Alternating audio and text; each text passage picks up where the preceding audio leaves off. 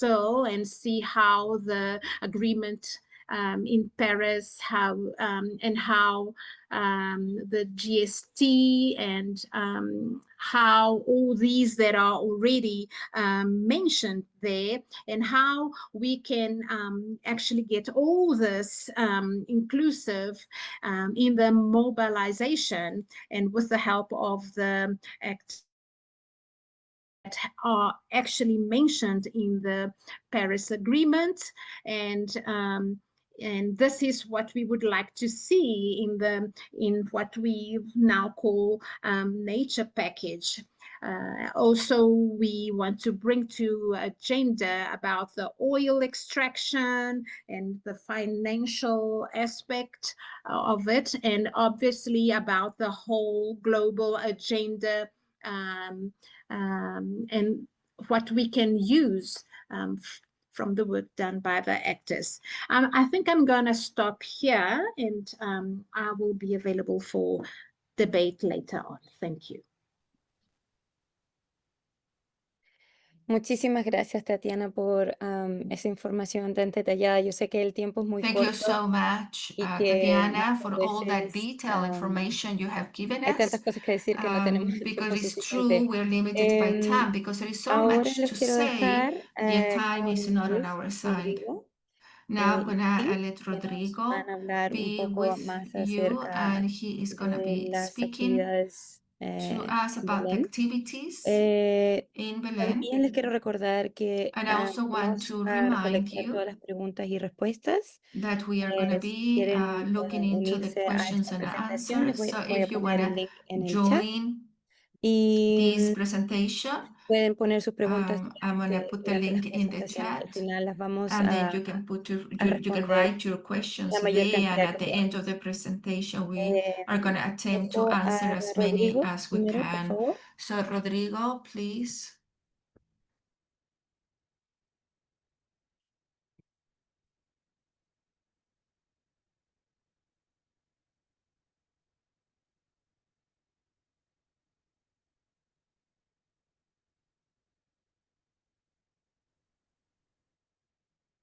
Yes, good day to everybody. I'm going to ask permission to speak in Portuguese, because it's a way of honoring our language, and also to speak about the decolonization, and it's also a way of contributing. Yes, my name is Rodrigo, and I am the director of a project called Fundo Casa, and what I'm going to do now is to briefly introduce the work that we do and what we have been doing in Fundo Casa, and how we can actually better interact towards the COP30. So now, talking about Fundo Casa, it is a fund where we have a philanthropy that is predominantly in the South, in the global South, and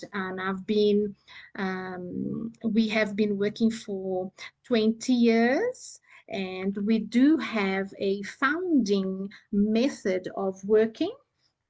And if I can now just quickly say what we've been gathering as numbers, just to give you an idea of what's going on. We had a report done last year, and I would like, obviously it's not updated to 2025, but it's at least a report that you can see just now. I can say that we worked with donors, donated processes, that we were working now with societies that are from what we call base on the ground work scenario. And Fundo Casa was definitely reaching out to and that was for the figure of 29 million reais, and that was the cover that we were giving to the projects that we were leading at last year. Those projects had to do with human rights, and we saw also dealt with security issues, and also we also can say that we had more than 4,000 projects that were supported by Fundo Casa, which also had many funds that were originated and actually conveyed to these projects. We also have work done at Colombolas, and also different situations where we had worked towards citizenships, and also how we have managed to be part of many biomes of Brazil, and how 40% of our donations have gone towards the Amazon region, and also the rest went to the other regions of the country. One also have to think about how we have supported agendas that do have to do with climate change, and how we have done this professional assistance cover, and how we have managed to also cover agriculture, and also climate change scenarios. And obviously we also had public action projects, and in this way we had seen how we could be effectively assisting them. We had then a very important cycles that were happening throughout the 2024 year, and we hope to see them again in 2025.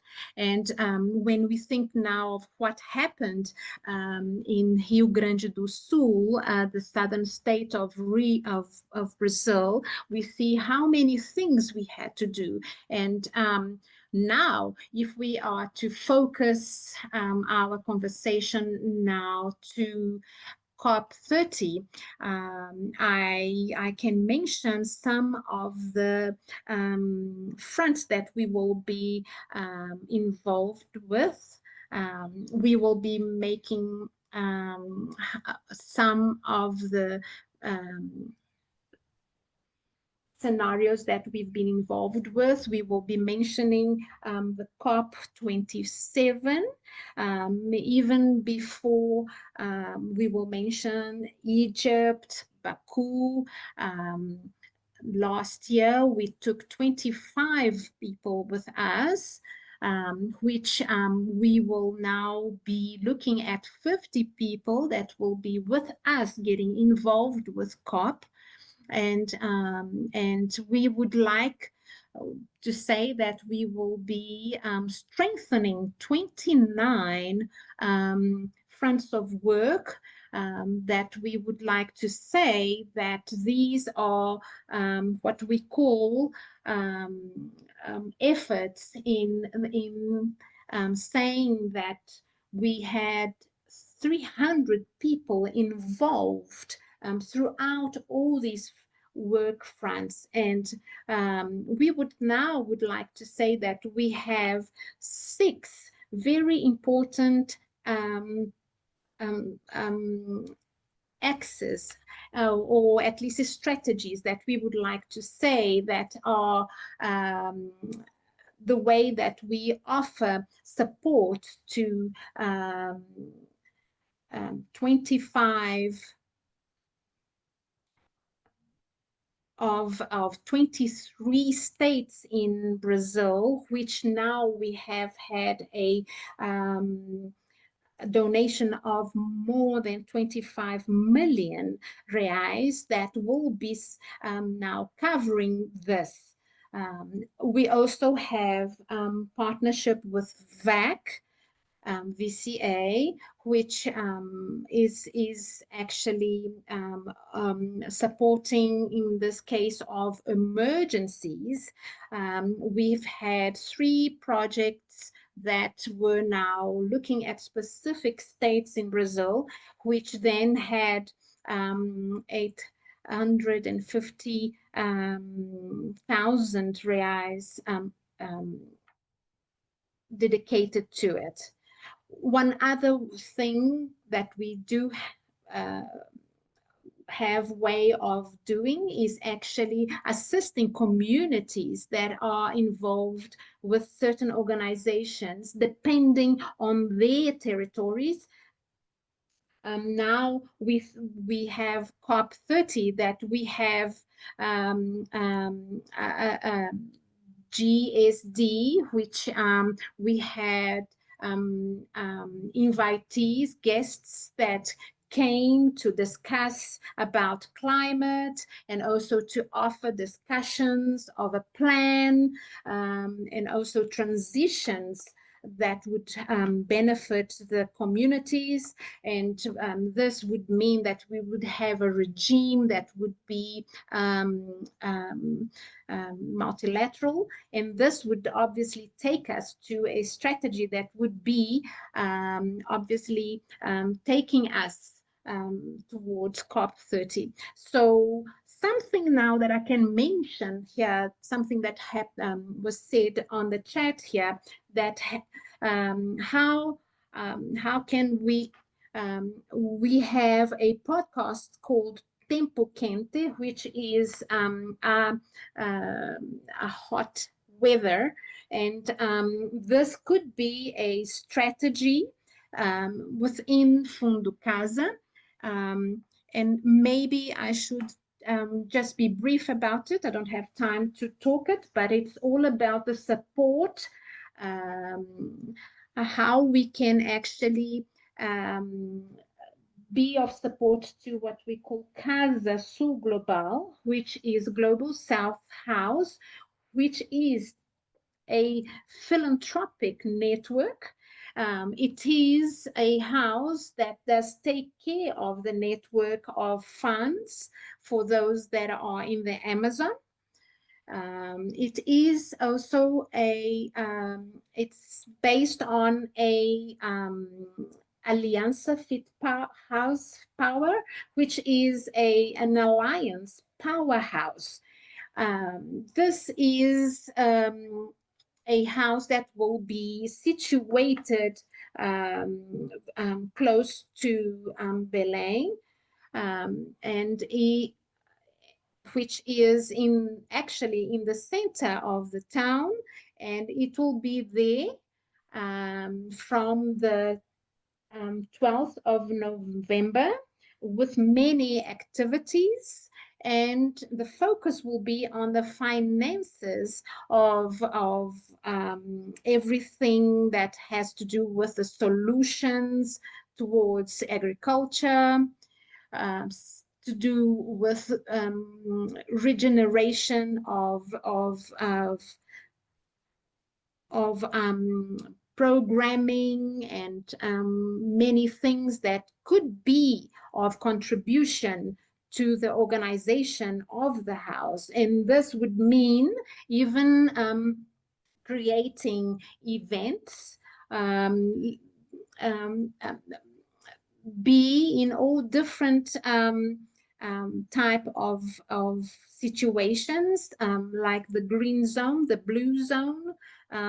This would be also, I can actually even mention that it was said in the chat that we can elaborate a little bit more. We do have also what we call the yellow zone, where there will be lots of discussions There will be also a very rich involvement and participations.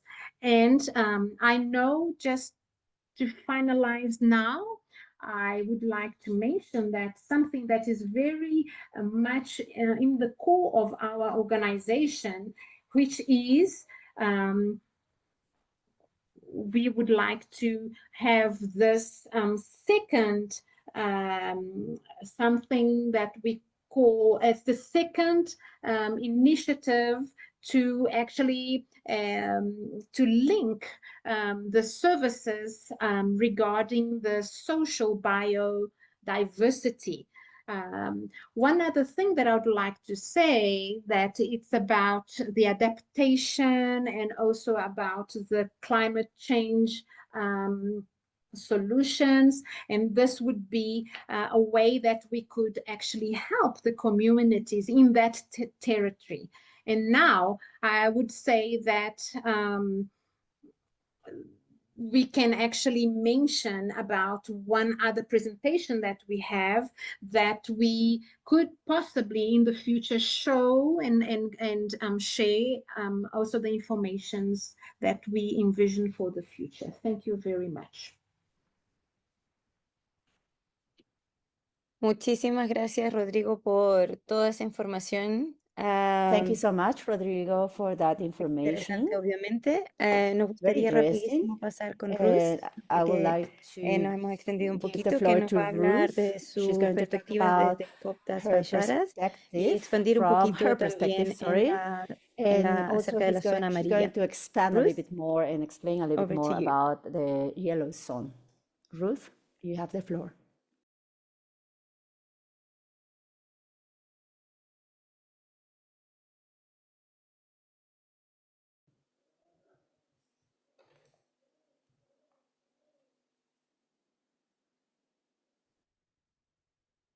Hello, good morning, everybody. I'm going to speak in Portuguese because I feel more comfortable. And I would like actually to thank you for this invitation, because it will be really good to speak about the work that we have been developing in this area. So talking about COP das Baixadas, it was actually found in 2022, and it has actually come out of a collective situated in Belém, in a place called the place of Jurunas. And so before that, we didn't really know much about the event. And now what we are going to do is to actually learn about we're going to see how we can do that with the UNFCCC. And it's actually beautiful to actually know now that we will be participating of a COP.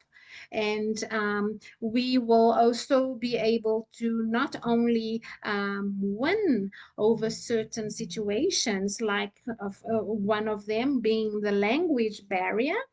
We have seen that articulation has been happening, and also what we would like to see happening in the conference in Belém is, in this first edition, is actually to make a what we envision as a nature education. It's a we would like to bring along what we know to the population, and to say that in the beginning we just wanted to debate and to discuss matters of where we live, the location where we live. But now what we are seeing, that with the what has now become a center, a cultural center, where we're working. Actually, now we have seen that we have to do beyond that. It's not only discussions about of the matters where we live, but also in the cultural aspect of it. So now we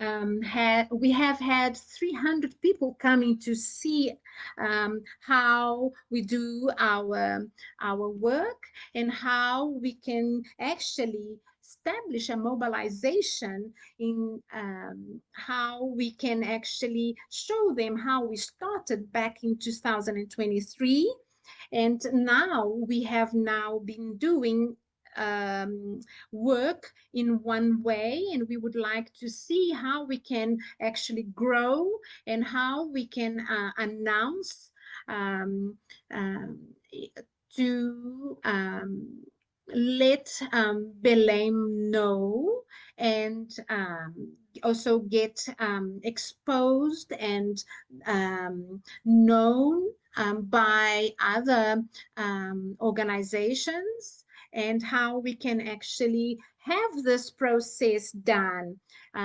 So now this means that we are legitimately involved, and we don't want to only be here and doing events and small meetings in our organization, but now we would like to take action in this first edition.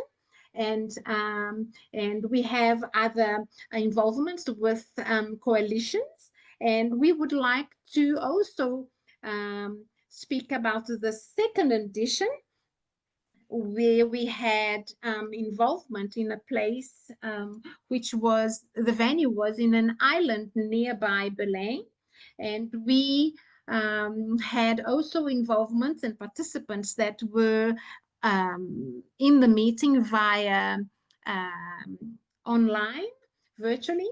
And this is wonderful because we had an hour and a half away from Belém. We had in the island, we had the meeting, and what we are trying to do is to actually bring people to us, but we are also connecting them and letting them know about what we are producing while we are in the same territory.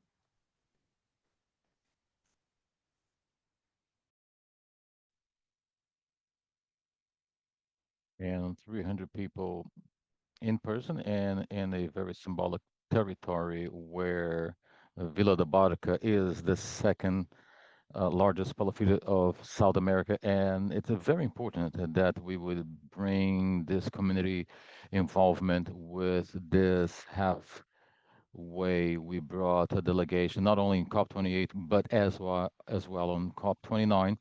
And I had the opportunity to speak at different COPs of what would be the Baixada, and it's very interesting.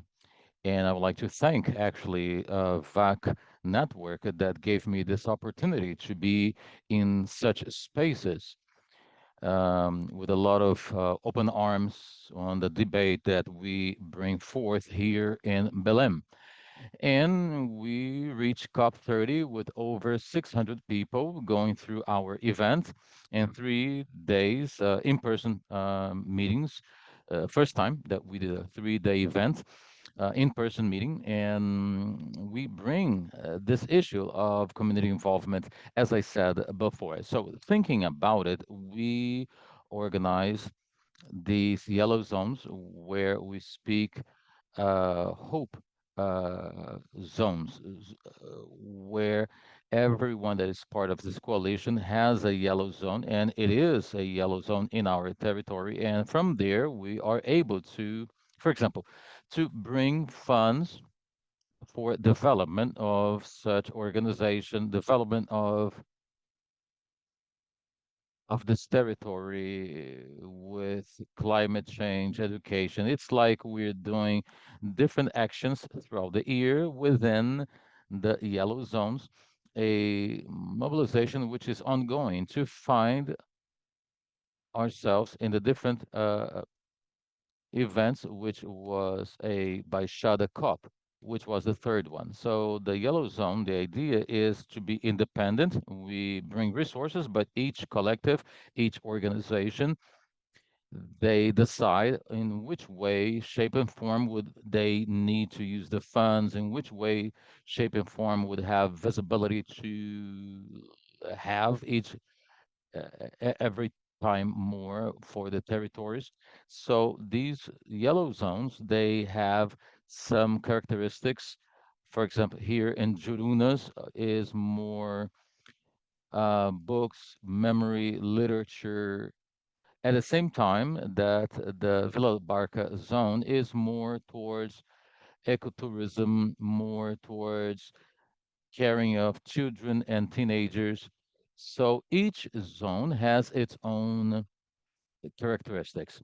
In same way, we are doing research to see community hotel for those that come for COP30. It's a very ample. It's these yellow zones. It's very generalized, but they are community involvement, so people are would be able to know and to be known while a urban Amazon. So we want for people that come to Belém would be able to understand what is exactly to live in an urban Amazon. So we bring this different visions of realities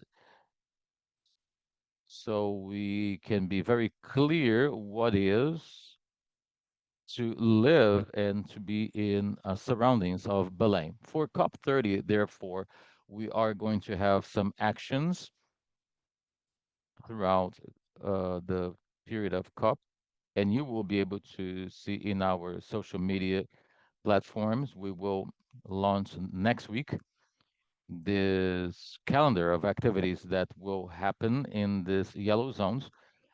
They will be parallel to COP, so everyone would be able to take part and to know. And we are going to have a cultural forum where we're going to gather everyone. We don't have a place or date is specific at this time, but we would like to show culture and how it is a tool, a great tool to be utilized when you fight climate change, especially when you speak of a region that is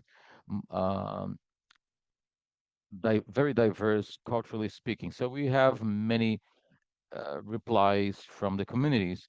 And I have to finish here. I have to end. And I believe this is a very brief summary of what we've been doing. It's very short time to speak of everything, as you may understand. But in the chat, I will leave the link of the third edition of the video so you can see exactly what is a Baixadas Cup. And I thank once again the invitation. And here I am for any questions and contributions. Thank you very much. Bruce, qué conversación más interesante, qué facilidad para What incorporar an más amazing conocimiento en tu historia en conversation, tan poco and tiempo. Te agradezco it's mucho. wow, amazing to be able to share Creo que también aprendí such un a poco de la history zona amarilla. Creo que in es such a un lugar muy small importante time, and I donde think that we tenemos have que learned a aprovechar lot esta about the yellow instancia para conectar y zones, and that movilizarnos. this is Muy an interesante de que hay opportunity for us comunidades to connect and envueltas, así que reconnect. vamos a estar enviando más información al And respecto. we are going to be Muchísimas sharing gracias. more information with Isby, regards to es tu this. turno ahora. So Tenemos muchas thank ganas de you. escucharte también. And Isvis, it's your time now to share with us. Good A very morning. good Thank you, morning or afternoon to Trinidad. everyone. I'm Celine Silva, and I'm engagement assessor for climate advisory, which is a Brazilian national institution with 101 institutions working with climate change around Brazil and for democracy in the country. Let me start, and I have some points here so I don't go over and beyond my time. The Climate Observatory, as you may know, Brazil was going to receive a COP in Egypt already. And since then, in the Climate Observatory, we started to think what would be the best strategy to go to COP and to go in a more organized way as civil society in our network. And we created therefore the COP Central, where is a communication, information, and culture center. And from 2023, we started to think of the strategy of the COP. And last year, we launched the COP Central as a website where the network for the Climate Observatory would insert um, articles of what's happening at COP. And we are building this for 2 years, where we had lots of partnerships. And last year as well, we had a partnership with VAC here in Brazil, where we spoke about we did the quit training together, and at this moment, the climate observatory were coming close together, and it was very, very nice to know each other and to reach out towards each other. And we started this COP Central to unite. So this site is to activate throughout Brazil on this year of 2025, and we wanted to be a little bit more bold and to leave and from speaking to climate activists and to go to events that would be very important. And we were able to speak to museums and to speak to LGBT parades, to different religion, be it either evangelicals, Catholics. So it was a very diverse group of people that we would be able to speak, because we don't have a logo of observatory of the climate observatory. It's open, so people can come and co-create and to be able to work together with everybody. And in one of these processes, we thought that it would be very important for us to decentralize this peak of COP. Everybody needs to know what's happening in Brazil as far as climate change. And what is COP that is bringing so many people towards Belém? And I'm here right now. I'm from Rio, but I'm in Belém because it is, we already started for us. So we are on the move already.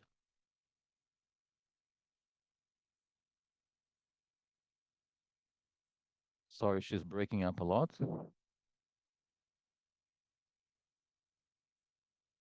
Sorry, she's breaking up a lot.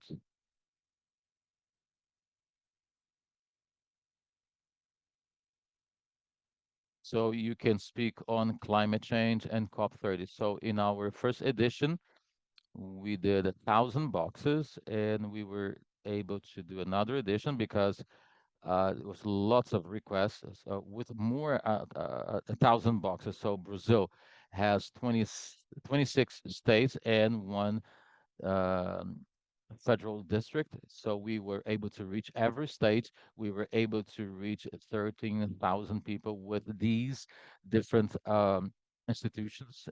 And it was beautiful to see people from every corner of Brazil to be able to speak and to have interchange on COP and to be interested to do that. And we did a participation campaign, but it became too organic, and that's why we had another request of another 1,000 boxes. And this process was done and was very good. So we could decentralize the COP from a space and to bring it to all regions in Brazil and around the world, and to be able to speak COP30. And here in Belém, we have a theater, Wika, which is at the Republic Plaza, where we will be working with COP Central. And this will have a cultural space, uh, round tables on climate, and a information window, because everything that we're doing is very well thought out to work with Belém residents that are really not under, able to understand and want to understand, and to be able to be close to the theme and to everything that's happening. And that's why we had a part of our workshop, a section to work with them, continuing within COP, so the regular folk from the street would understand how does all of this conference, this international conference, has to do with the raise of the prices of food, the food price, and the pollution of the river. And we bring this chat, which seems so far, but again, it's so close to everyone. So we bring all of the people that are working with the Climate Observatory. So we are doing this as far as information, training the people within the COP Central. Unfortunately, we will not be able to translate. We cannot have interpreters for all of these centers, but because it is a very cultural, and culture is something that you really don't need to speak but to feel. Therefore, I believe that everyone, notwithstanding the language that you would speaking, but we can feel the culture and you can understand the people not only through the language, but all of you are welcome and to be there with us and COP Central in this cultural space because it will be very rich. Every presentation will be about climate change in a way or another, and it brings the Belém culture, the Paya culture as a whole within the COP Central. And we are able there to be able to share with the international and to the national who are not really aware, and to be able to know other ways to do culture and to speak about climate change. Another space which will be very, very interesting to engage with COP Central, and it has been said, the mapping of cases. We did a mapping of these houses that are going to be there in Belém, and we did a passport, a map, where you can see where these houses are in the map, and you are able to know the the houses in the map. You have the address, and you can go there and to be in the program in the house, and then you can stamp your passport. And more stamps you have, better chance you have to get a gift. And that's why we request people to go to the different areas and the different spaces and and it's a playful way of do climate change and to give gifts to the folk. And something that's very important, it's the People's Summit, where we have been working since the beginning, which will happen in the university here in Belém, in the state of Pará, FPA, which is 12 through 16 of November. It's a space which is an activist space with people that are very important, and there we will have interpretation. So you will be able to circulate towards Spanish and English. And we will have different parades. These negotiations are important, but as activists, you need to be there together and to take part of these parades. It's more of a march, and I'll put the dates in the chats. And of course, this will happen and the information will be out there, but just for you to have this in your diary. And I believe that I was able to speak of all of the COP Central, and I am here open. If you have any questions or a curiosity, please let me know.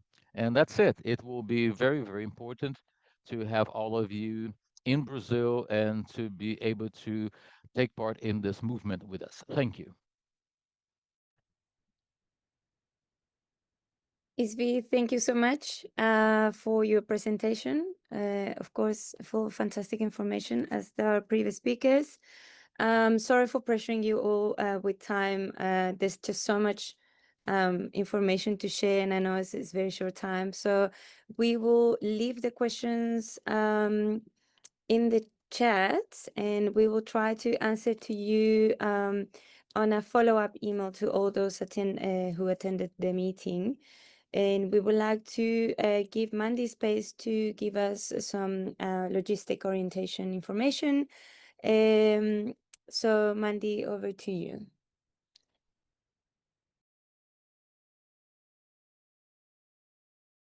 Oh, thank you. Hola, everybody. My name is Mandy. I'm from WWF International, and I lead the climate and energy communications work for our network across about 100 offices. So it's always very busy in my space. Your year of COP is like my regular year. So I do appreciate the comments from the previous speakers about how much effort has gone into making the COP something that's that can communicate to the local audience, because I think it's important that when this big ship moves in, that the locals can understand and appreciate you know, what the opportunity is that this meeting brings. And I'm going to talk to you about this meeting now. And so I'm going to ask to share my screen, if that's okay, because I made a little presentation just to make sure that I could keep up to date with all of you. Go ahead. Thank you, Mandy. So, okay, let's see if this works. Oh, wrong sharing. No, share. Where can I share? Where do I share? Slideshow. From beginning. There we go. Okay, I hope you can all see this. And I have sent it on to Trinidad, is it? And please feel free to share it with the colleagues on the call. It's open for anybody to use as they need to. So, Belem, we're coming to Belem. I must just mention, I have been 16 years going to COPs, and first time I'm going to a COP for Brazil. So I'm looking forward to Belem, despite all the challenges that we've had. And, oh, geez, to get this thing to work properly. Let me just move that. Why now? Why now? Page down. Why is this not working? Oh, man. Just when you think you're going to get this thing right, it doesn't come right. Okay, there we go. Somehow I got to the next slide, which is a good thing. So what I really wanted to tell you about the COP is that it is the biggest conference in the world. And I don't mean that to say that lightly.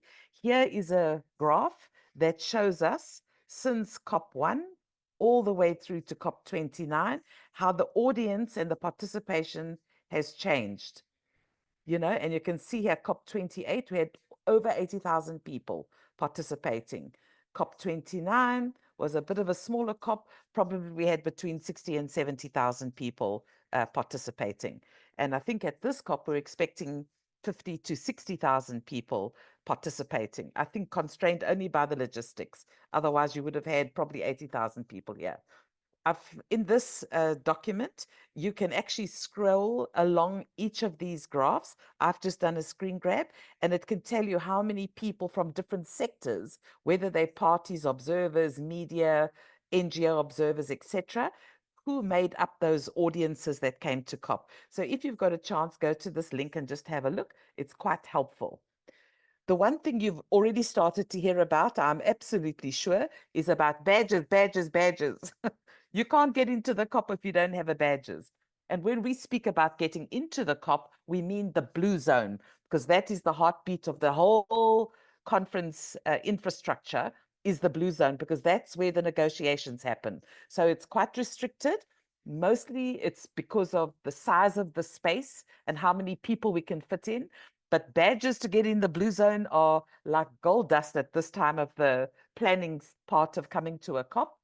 Who gets a blue badge? You can only registered organizations and parties, or the governments that are members of the UNFCCC, can get badges, can apply for badges and get them.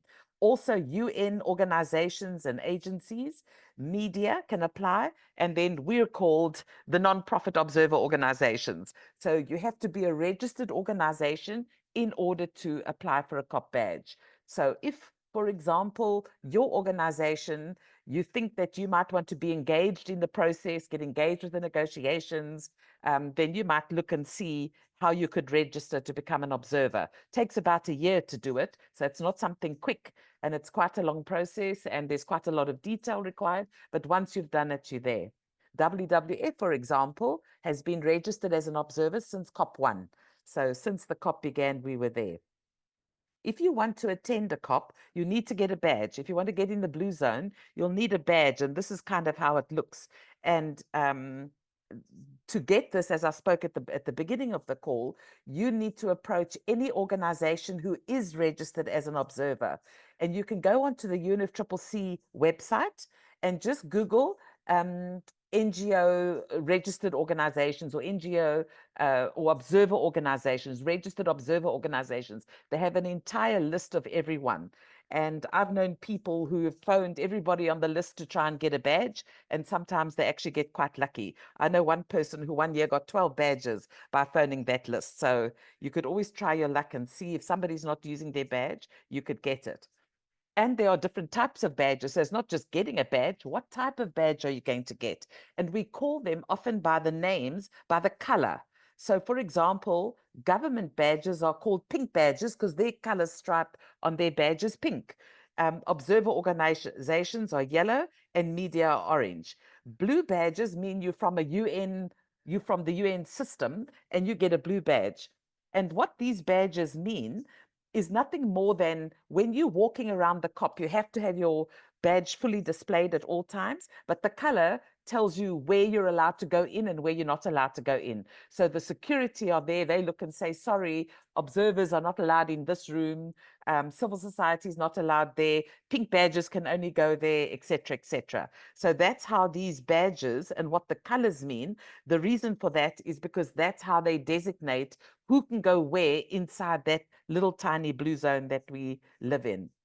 So here's a picture of COP30 and where everybody's going to be hanging out. And here you've got essentially, as our speakers before have spoken about, the formal part of the COP is made up of blue zone and green zone. The blue zone, as I mentioned, which is here, is where all the negotiations take place. And there's negotiations and more. And then the green zone, which is over here, is usually the space that the host country or the host city will put together a space so that the community of that city or that country will have an opportunity to come and participate in the COP.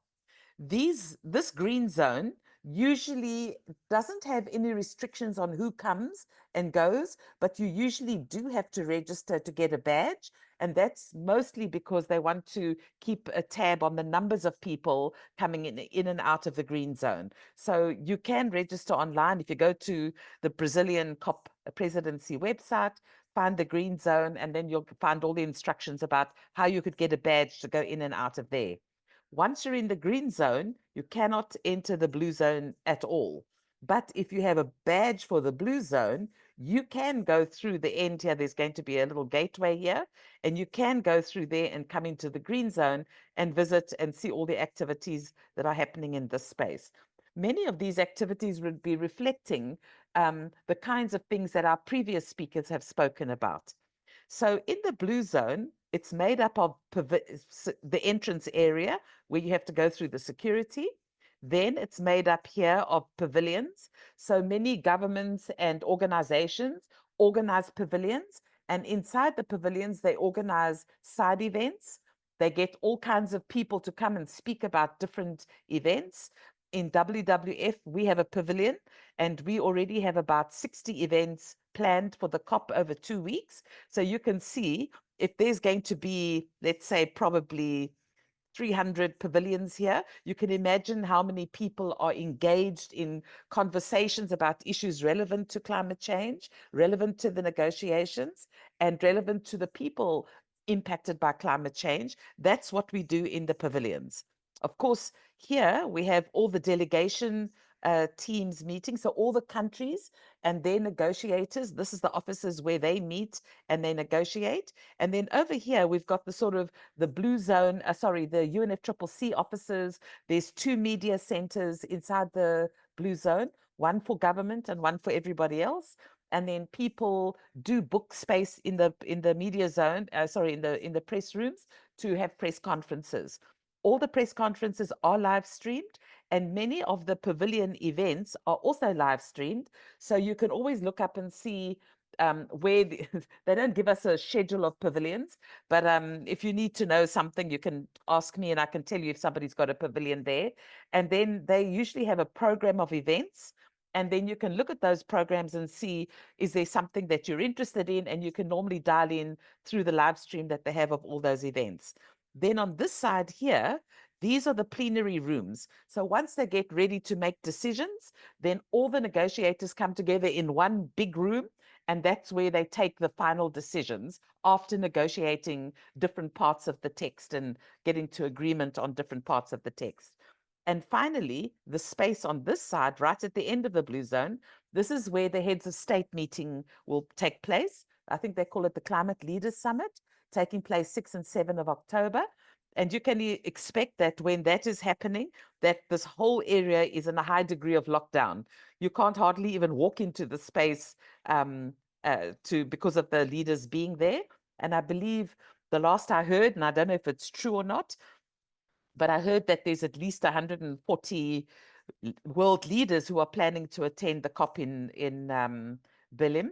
And I think that's a very strong signal of, interest and perhaps political will to try and make the negotiations successful. And so the leaders are coming to lend their weight of office to help shape what's going to happen in the next 2 weeks. So that will be an important meeting to pay attention to. So this is basically the area. And when you come to the COP, your bus, your public transport, something will drop you somewhere in the vicinity on the perimeter. And then you'll walk into this street here, come into the blue zone here, and you'll walk here. Just to tell you, the space from the beginning to the end of the blue zone is almost 1 kilometer. So come with very comfortable shoes. Don't come with anything fancy, no heels, because you will be walking up and down here at least 20 times a day. If you're busy on this side and you're busy on this side, it happens. Right, so moving on to the other things. How do you get around at a COP?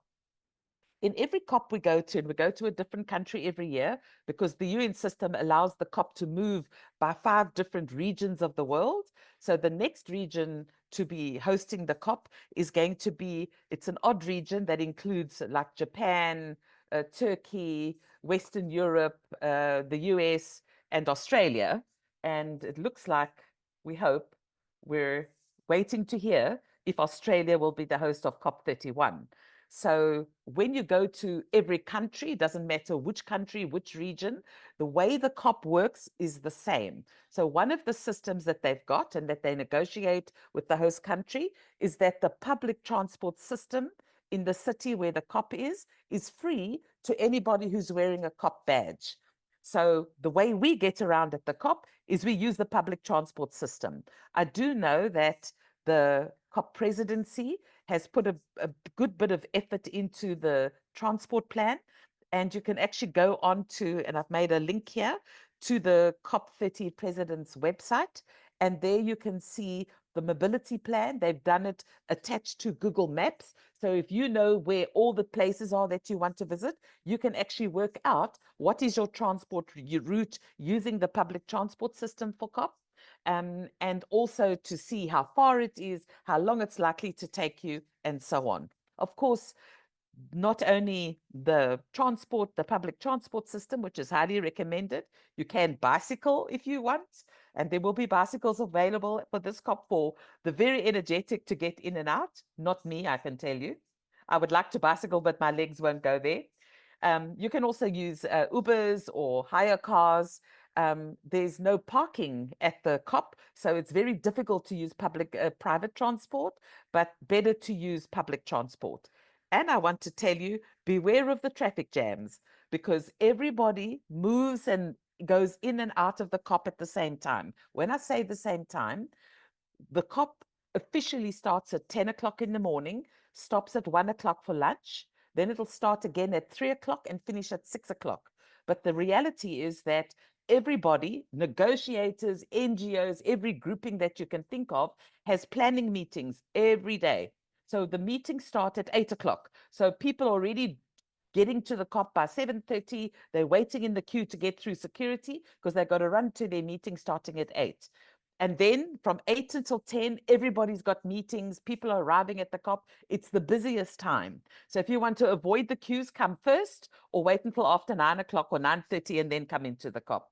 When you're leaving, people leave at different times through the day, but it's particularly busy, I would say, between 5 o'clock and 7 o'clock in the evening, because that's when most people leave the COP, not everyone.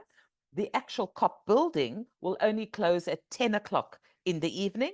So sometimes people are having cocktail parties at their pavilions, or they're negotiating and they're going to run into the small hours of the morning. So there's always people around, but officially the site will close at 10 and it opens only at 8 o'clock in the morning. So you can't get in and out easily. And please mind, as I said, the traffic jams. If you've got a meeting at 9 o'clock, you must be on the bus at 7:30 if you're going to try and get in there on time.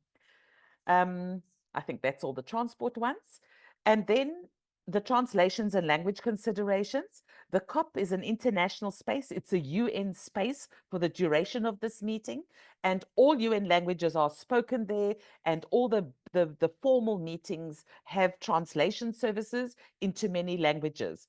But the COP is also made up of many, many people from almost every country in the world who are excited to come to a country like Brazil to meet the people. We've heard about the lovely food you have, the music you have, and the hospitality that you offer.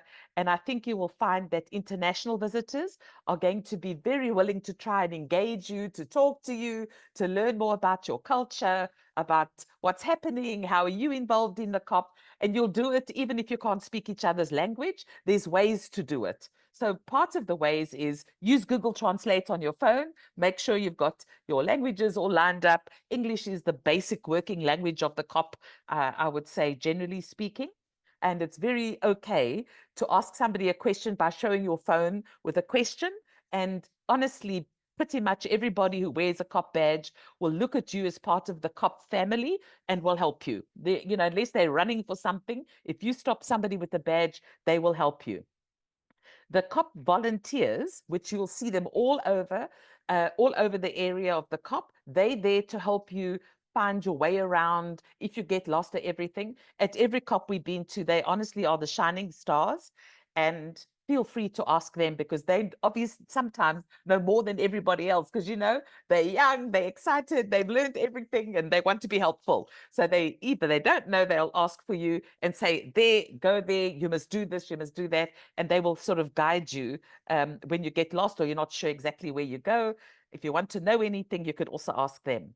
As I mentioned, the proceedings offer translations, and all the pavilions where different governments or organizations have pavilions, have events. Sometimes they offer translations and sometimes they don't. It just depends on the pavilion owner, what they do, but they all do have live streams, and usually they live stream to YouTube or to their websites.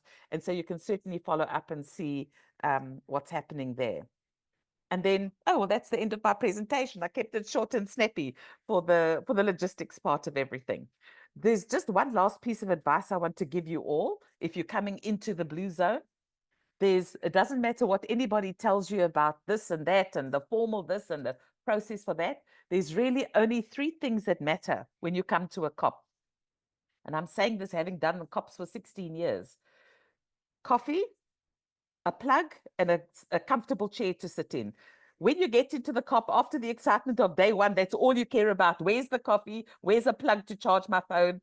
And where can I sit down? Because in the COP, they don't put any chairs in the public spaces, so you got to keep moving. And when you want to sit, it's a thing. So whenever you see a chair, you just run and sit down. That's what happens at the COP. So anyway, you're all welcome to come and visit the WWF Pavilion, and just remember the tips on those 3 things. So thank you so much for the opportunity to speak to you, and if I can answer questions, happy to help. Thank you. Thank you, Mandy, for a fantastic and very, very informative. I love the tips. We need the tips, you know, like someone with experience is the one that will give you the information that you need. Thank you so much. Apologies everyone for running behind schedule. There's just so much to say. We have 5 more minutes. If you can stay, if not, please don't feel pressure. We have Adriana from WWF Brazil, who is going to be sharing some insights on the logistics in Belém, and she has agreed to join us for this last conversation. Adriana, over to you, and thank you, everyone.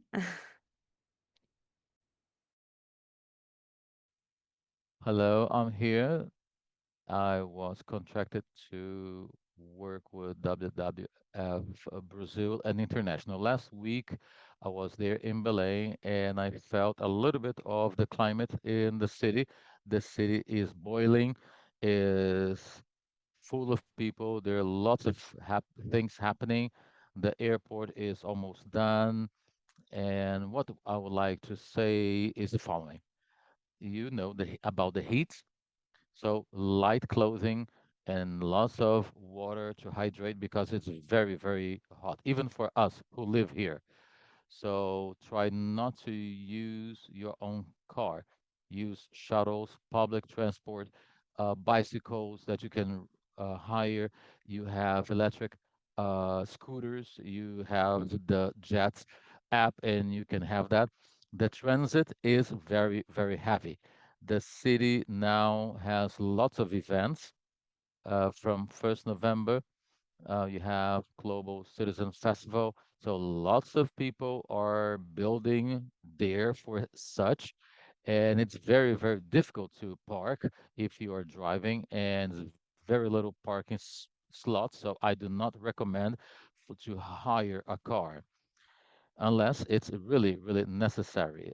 You may know that 6 and 7 is going to be municipal holidays, so to avoid people coming and going to school, um, office people will be working from home, and you have school holidays. Schools will be closed.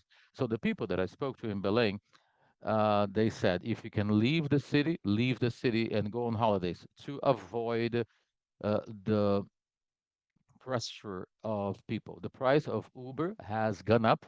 I felt that already. So be careful with your budget when you budget yourself for transportation via Uber. Also,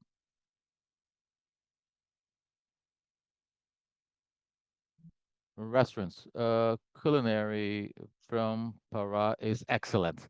Even for us from Brazil that are not from this region, you feel like, I don't know what to eat. It's a little bit strong, but you should not worry. Restaurants are tourist oriented. They have very good menus, but on Mondays they close. So be careful with that. Some will open, of course, because of COP, but not everyone, because that's the day for their employees to have off. Something also, there was not a moment that I felt insecure in the city. Of course, you're in Brazil, you know that everybody needs to be careful. However, myself, I felt that the city is ready to receive the high volume of people from around the world. And I believe that's it. I try to be as fast as possible. But if you have any questions, doubts, if you want to speak to me, you can write me, and yeah, we can chat. Thank you very much.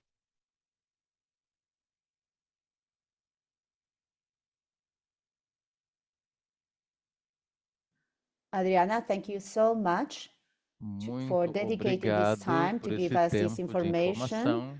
I think this is the piece that was Esse missing in terms ponto of prático practical era o que things. faltava e quero And dizer I aqui would muito like to thank obrigado a todos everybody por for participarem nesta participating in reunião e this espero que tenha sido meeting. útil, que I tenhamos hope that it was aprendido, useful for you, that you are tenhamos now up to date with the atualizado informations and the das negotiations and the negociações, spaces das available, the iniciativas, initiatives, das the different organizações, organizations. that sometimes don't hear everything and didn't have as much detail. Now they do, and I hope we can connect in Belém, not only through on a virtual platform, but also in person with different organizations and generate the change that we're hoping for. Don't forget to send us your questions. If you want to send your questions, we're going to leave the Mentimeter open for 2 more days and 5 more days now if you want to send more questions. But we're going to send an email with a link of all the things that we have shared in this meeting, also with some recordings of the meeting, of all our presenters, and also more information on the COP. I'm not sure if Charlotte wants to add something else, but this is all from my side. I hope you have a wonderful day. Thank you. Thank you so much, Trinidad. Thank you very much, everyone. Just to say, travel safe and hope to see you all in Belém, online, in person soon. Thank you so much.